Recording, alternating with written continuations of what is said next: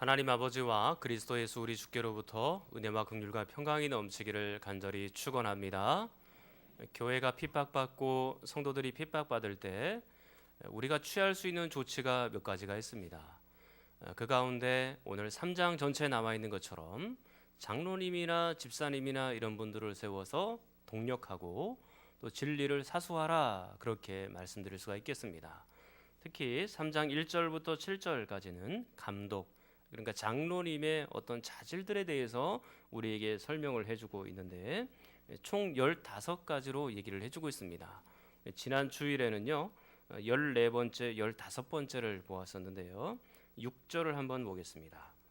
자, 6절 말씀 14번째 장로님의 자질입니다. 여러분이 한번 읽겠습니다. 시작.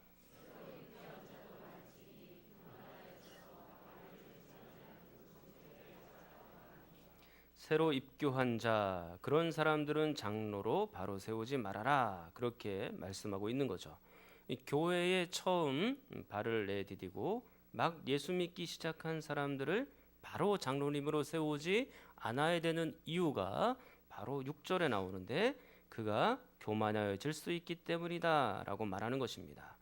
그를 만약에 입교했는데 바로 장로님으로 세우면 교만하게 되고, 그러면 마침내는 어떤 지경에 빠지게 되냐면 6절 끝부분에 보면 마귀를 정죄하는 그 정죄에 빠지게 되기 때문이다 라고 말하는 것입니다. 하나님께서 마귀를 정죄하고 심판하는 것처럼 그 교만한 새로 입교한 분을 정죄할 수 있기 때문에, 그렇기 때문에 그를 바로 장로로 세우지 말아라 라고 말씀하고 있는 것이죠. 교회 안에서 좀 더 착실하고 차분하게 신앙의 훈련을 잘 받고 그런 다음에 장로님으로 세워도 늦지가 않은 것입니다. 그리고 15번째 장로님의 자질은 7절 말씀에 있습니다. 자, 7절 말씀 여러분이 한 번 더 읽겠습니다. 시작.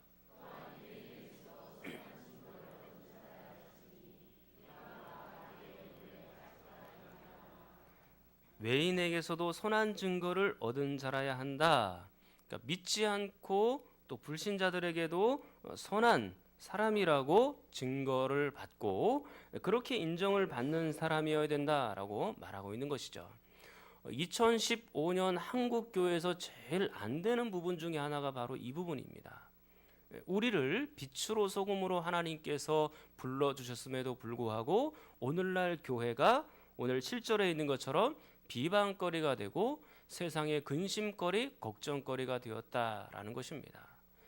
우리가 만약에 빛으로 살아가지 못하고 소금이 맛을 잃으면 다만 밖에 버리어 사람들에게 밟힐 뿐인 것입니다. 오늘날의 그런 교회, 그런 성도들이 되어버렸죠. 그래서 굉장히 마음이 아픈 것입니다.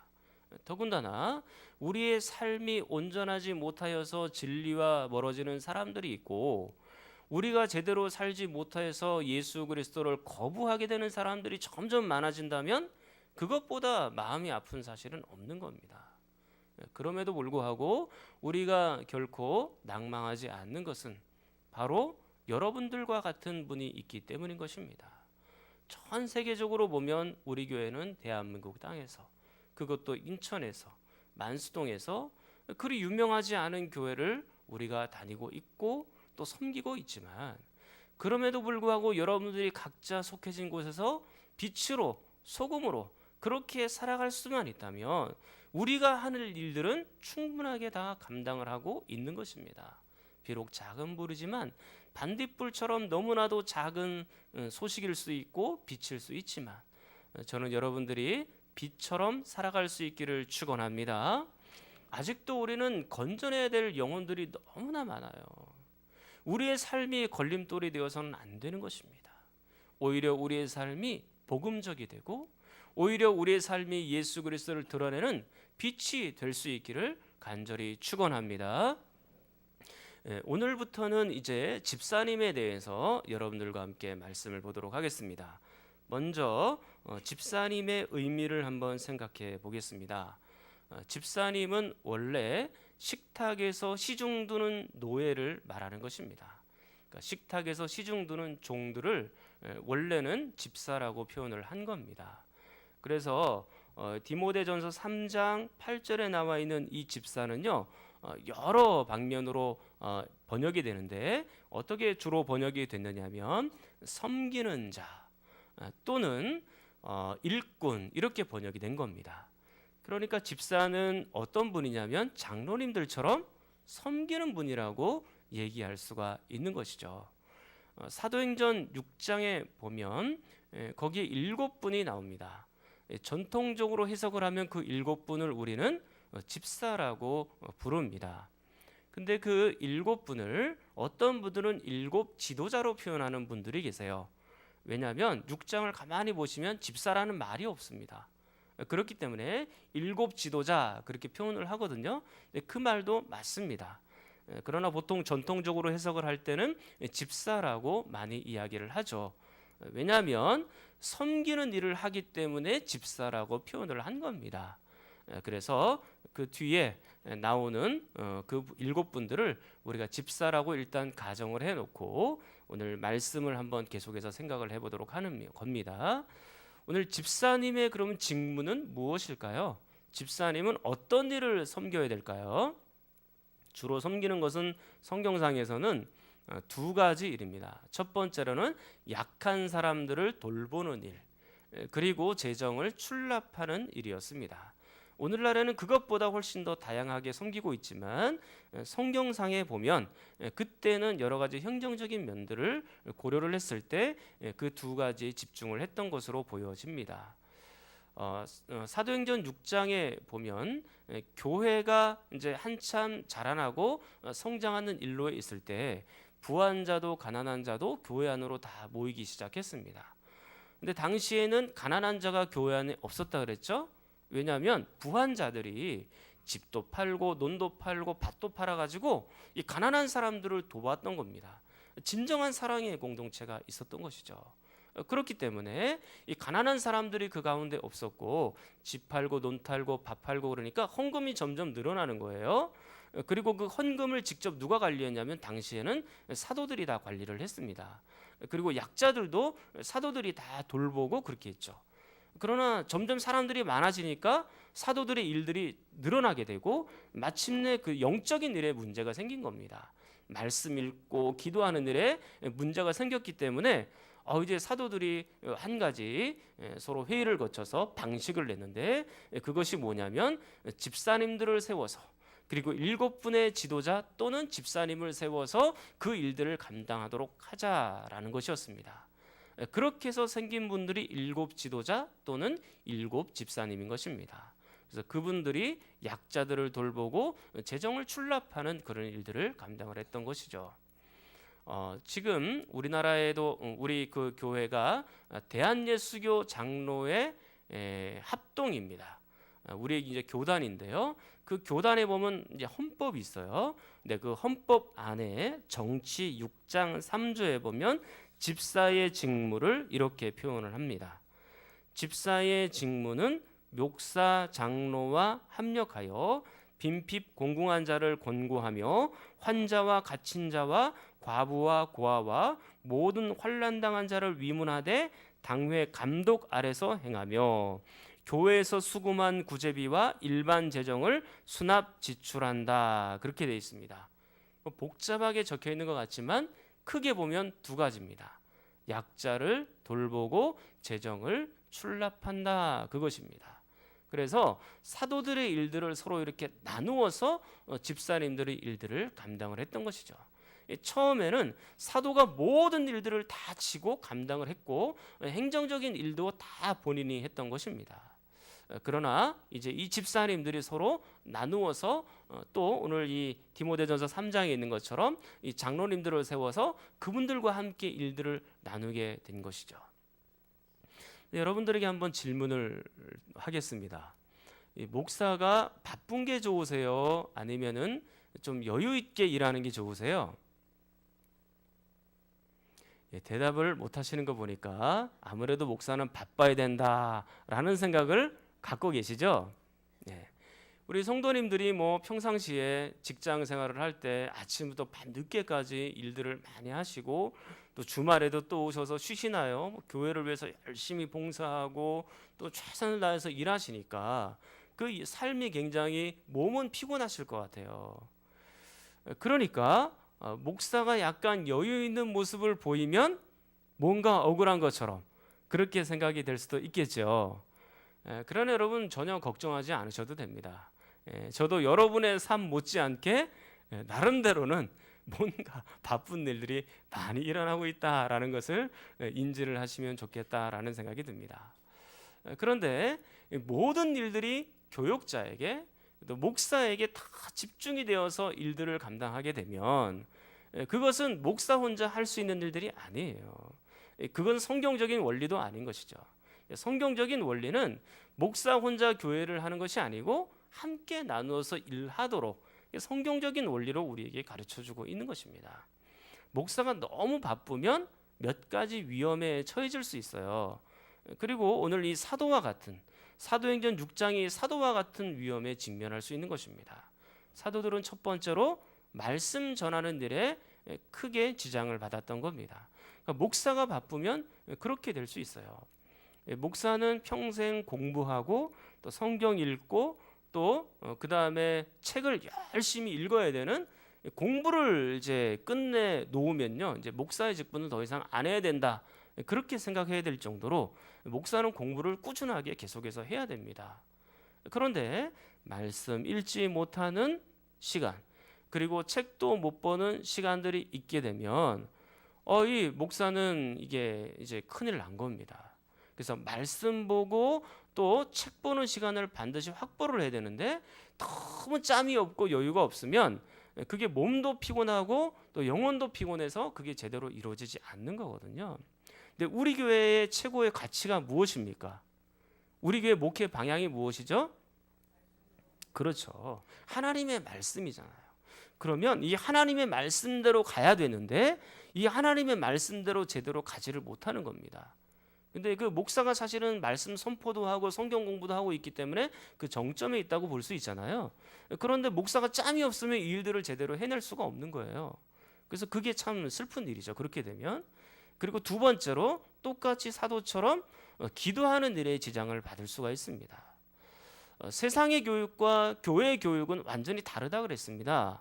세상의 교육은 그냥 지혜롭게 가르치고 감동만 주면 돼요. 그러나 교회 교육은 달라요. 감동을 넘어서서 영혼을 변화시키는 일들을 해야 되거든요. 근데 그 영혼을 무엇으로 변화시킵니까? 기도로 변화시켜야 되는 겁니다. 성령께 의지하지 않으면, 성령께 간절하게 기대지 않고 의존하지 않으면, 기도하지 않으면 그 일들이 변화가 안 되는 겁니다. 하나님께 철저하게 의지하는 가장 중요한 시간이 기도예요. 그 하나님 앞에 기도하고 엎드려서 성도들을 놓고 부르짖고 그리고 이 하나님의 말씀이 잘 전달이 되어서 성도들이 말씀대로 살아가도록 기도를 해야 되는데 그래야 열매가 있죠. 기도하지 않고 성령님이 열매를 맺게 해주시지 않으면 아무런 소용이 없는 겁니다. 그렇기 때문에 목사는 기도하는 시간이 꼭 있어야 돼요. 그리고 또 하나 위험이 있는 것이 무엇이냐면 그건 건강의 위험입니다. 목사는 기본적으로 신경 쓸 게 굉장히 많습니다. 그래서 뭔가 밥을 먹다가도 막 다른 생각을 하고 제가 뭐 TV를 많이 보는 편은 아니에요. 하루에 뭐 10분, 20분 이렇게 보는데 그 TV 보는 시간에도 TV에 온전히 집중하지 못하고 교회를 생각할 때가 너무나도 많습니다. 그런데 그렇다 보니까 이 목사가 생각할 게 많으니까 잠도 좀 줄여야 되고 또 행정적인 일이나 신방이나 또 설교 준비하는 일 때문에 여러 가지 짬이 없고 여유가 없는 경우들이 많아요. 그리고 운동하는 일도 좀 해야 되는데 운동도 이게 좀 잘 안 되는 편이기는 합니다. 얼마 전에 아내가 이렇게 조언을 해줬어요. 이제는 운동을 해야 된다고. 저는 보시다시피 아시다시피 운동도 잘하지 못하거니와 운동을 그렇게 좋아하는 사람도 아닌 것 같죠. 그래요. 운동을 제가 잘하는 편도 아니고 이렇게 좋아하는 편도 아니에요. 저는 책상 앞에 앉아 있는 거를 좋아하는 편인데 그런데 제가 뭐 운동을 특별히 하는 것도 없고 그리고 또 취미 생활을 제가 즐겨하는 것도 없거든요. 어떤 분도 낚시 좋아하시고 자전거 좋아하시고 바둑 좋아하시고 이런 분들이 계시잖아요. 근데 저는 뭐 특별히 취미 생활하는 것도 없습니다. 그렇기 때문에 그래서 그런지 아내가 얼마 전에 이제 시간을 내서 운동을 해야 된다는 거예요. 보시다시피 내가 지금 시간이 별로 없다.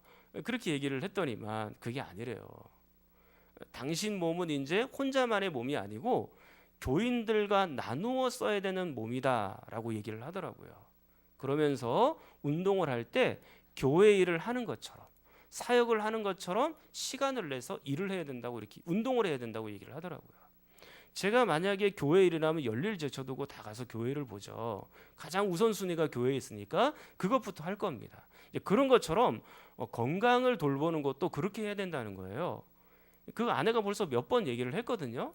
저 다 무시하고 있다가 얼마 전에 그 얘기를 곰곰이 한번 생각을 해본 겁니다. 그런데 그게 일리가 있더라고요. 왜냐하면 제가 건강하지 못하면 여러분들을 더 잘 돌아보거나 더 기도하는 일이나 말씀 보는 일에 있어서 지치기 때문에 이 일들을 제대로 할 수가 없겠다 그런 생각을 한 거예요. 그래서 건강을 좀 지켜야 되겠다고 생각을 하고 한 달 반 정도 된 것 같아요. 요즘에는 밤에 좀 걷고 있습니다. 1시간 정도씩. 많이는 못 나가고 일주일에 2-3번 정도 나가서 1시간 정도 열심히 걷다가 이제 들어옵니다. 근데 제가 이제 지금은 이제 밤에 한 10시부터 11시까지 주로 걷는데 주로 이제 그렇게 걷지만 앞으로는 혹시 또 짬을 내서 낮에 걸어야 되는 그런 상황이 올 수도 있을 것 같아요. 제가 그래 정식 헬스장에는 한 번도 안 가봤거든요. 근데 혹시나 또 헬스장에 가서 막 런닝머신에서 뛴다든지 이 아령을 몇 개 이렇게 들고 있다든지 그러면 여러분들이 그때 목사는 짬이 많고 시간이 많은가 봐. 뭐 그렇게 생각하지 마시고 좀 긍휼히 여기셔서 목사님이 건강 잘 지키셔가지고 우리 교회를 더 잘 돌보고 더 잘 섬기기 위해서 저렇게 하는구나. 그렇게 생각을 좀 해주시면 좋겠다라는 생각이 드는 겁니다. 뭘 또 아멘이에요. 그건 아멘 안 하셔도 돼요. 그렇게 생각을 하시라 그 얘기입니다. 예. 제가 뭐 운동을 뭐 좋아해서 그 일을 하는 게 아니에요. 제가 뭐 몸짱 만들고 막 그러려고 그런 게 아니거든요. 저는 뭐 몸짱 되고 싶은 생각도 없고 그저 몸이나 그냥 뭐 때문에 막 쓰러지지 않고 막 정신 없어 갖고 일도 잘 감당하지 못하는 그런 상태가 되어서는 안 되겠다는 마음으로 말씀을 드리는 거예요. 제가 이렇게 길게 설명을 드렸지만 결국에 목사에게 일들이 다 집중되어서 하는 것보다는 집사들과 함께 나누어서 일하는 것이 좋고 장로님들과 함께 일을 나누어서 하는 것이 좋다라고 말씀을 드리는 겁니다. 총회 헌법 방금 읽어드린 것처럼 집사의 직무는 목사와 합력해서 모든 일들을 감당하도록 그렇게 되어 있지 않습니까? 그러니까 여러분들이 저의 일들을 함께 나누어 주는 거예요. 물론 우리 집사님들, 성도님들이 얼마나 주중에 바쁘시고 힘드신 거 다 압니다. 그러나 교회 일들을 감당함에 있어서 즐겁고 기쁜 마음으로 목사의 일들을, 교역자의 일들을, 교회 일들을 함께 나누어 가는 것이 건강한 공동체가 되는 줄 믿습니다. 이제 우리 집사님의 자질에 대해서 이제 살펴봐야 될 텐데요. 자, 집사님의 자질 오늘은 딱 한 가지만 생각해 보도록 하겠습니다. 자, 3장 8절 전체를요. 여러분이 한번 읽어 보겠습니다. 3장 8절 시작.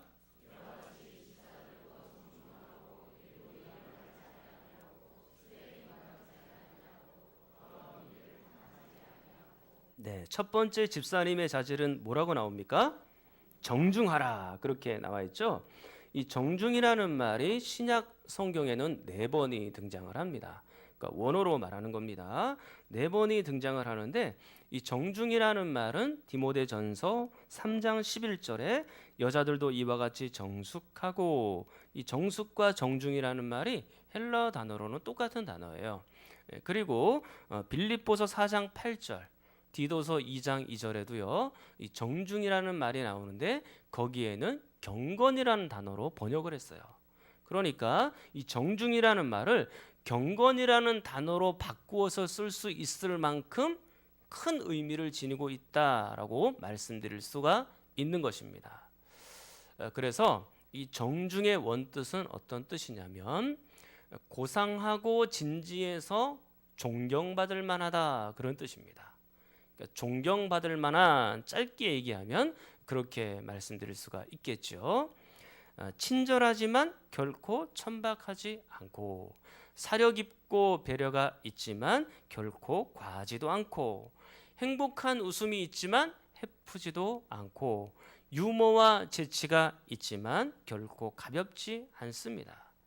그렇기 때문에 존경받을 만한 거예요. 그래서 이 세 가지 면에서 우리 집사님들이 존경을 받으시면 좋겠다고 생각이 드는데요. 이것은 목사의 직무하고도 잘 연관이 되어 있는 겁니다.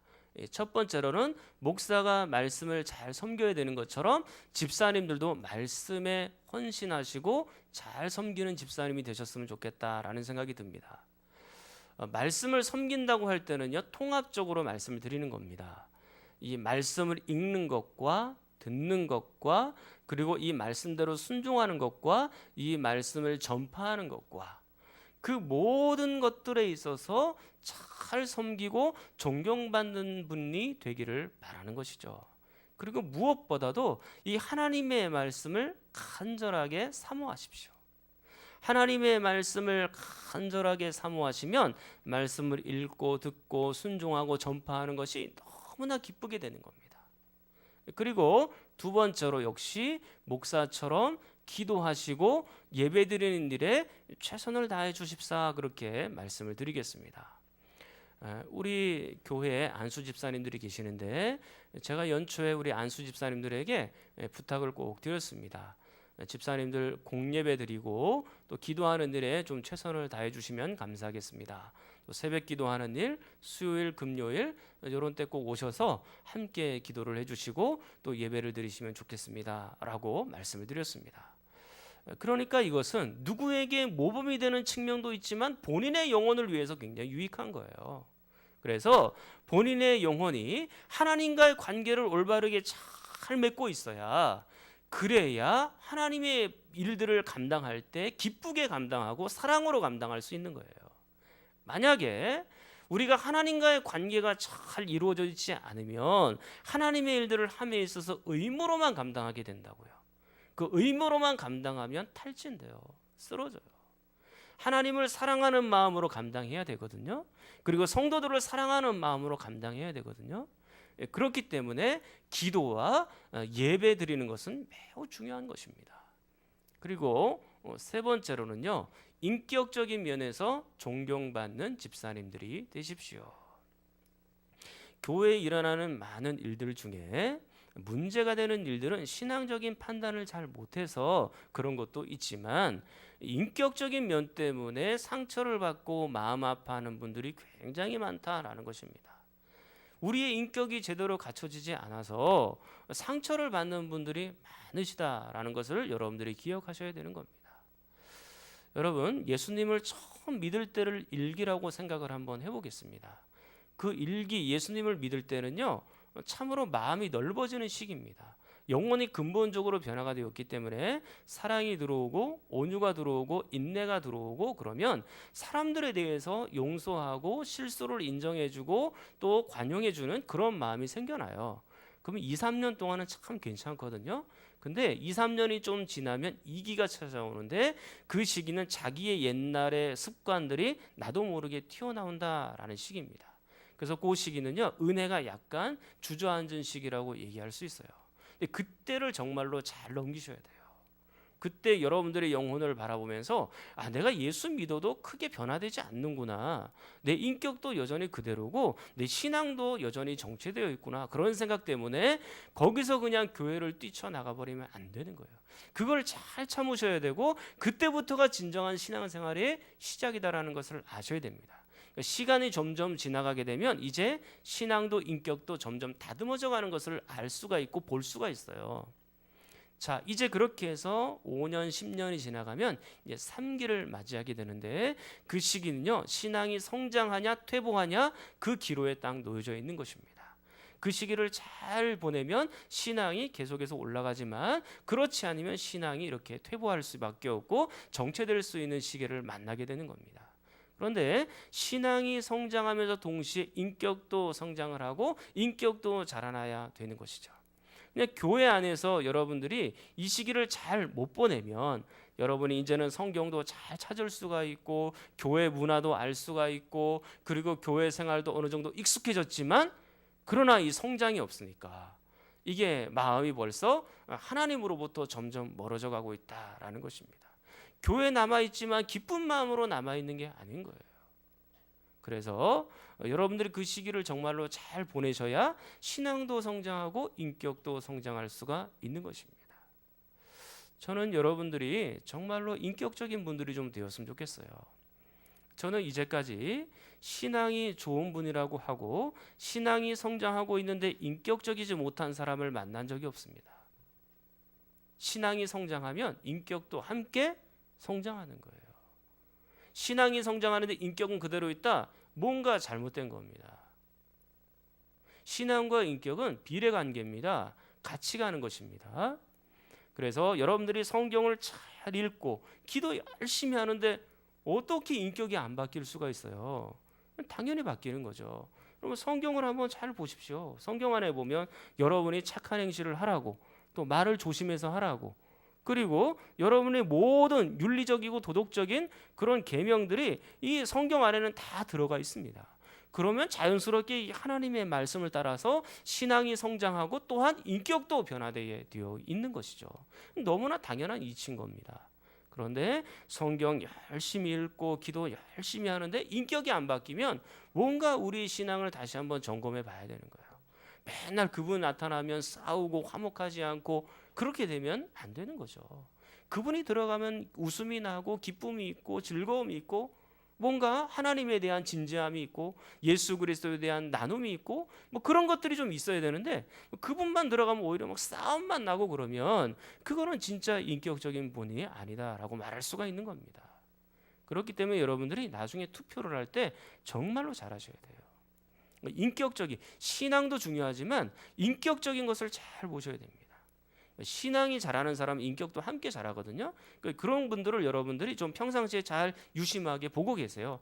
전혀 관심 없이 그렇게 보내지 마시고 요람도 이렇게 좀 살펴보시고 또 여러분들이 주변에서 이렇게 좀 기도하시면서 보시다가 그런 분들을 우리가 투표하게 되는 겁니다. 사랑하는 성도 여러분, 집사님은 어떤 분입니까? 기본적으로 섬기는 분이에요.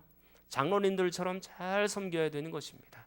그리고 목사와 함께 일들을 나누어 가야 되는 분이시고 교회 일들을 함께 짊어지고 나갈 일꾼들인 것이죠.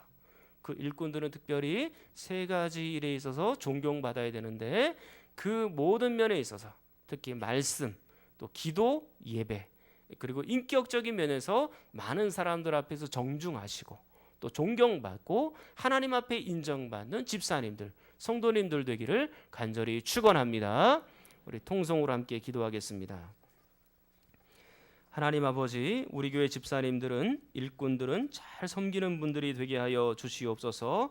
목회자와 당회가 하는 일에 순종하고 협조하는 집사님들 되게 하시고 성도들에게 존경받는 집사님들이 되게 하여 주시옵소서.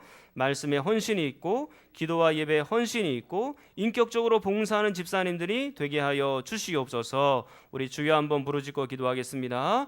주여